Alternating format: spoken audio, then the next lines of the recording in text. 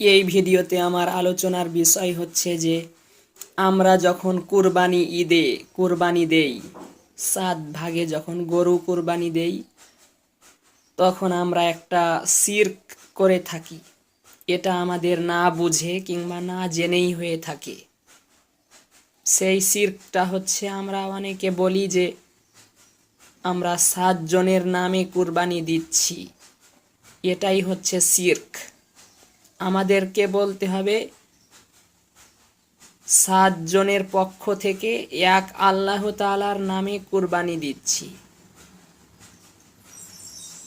কোরবানি হবে শুধুমাত্র আল্লাহ তাআলার উদ্দেশ্যে এবং আল্লাহ তাআলার নামে, আল্লাহ তাআলার জন্য, 7 জনের নামে না।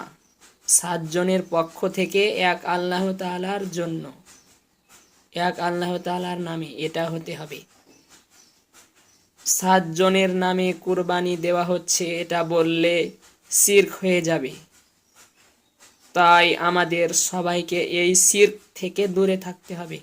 ইবাদাতের ভিতরে যদি শিরক থাকে তাহলে সেই ইবাদত আল্লাহ তাআলা কখনো কবুল করবেন না।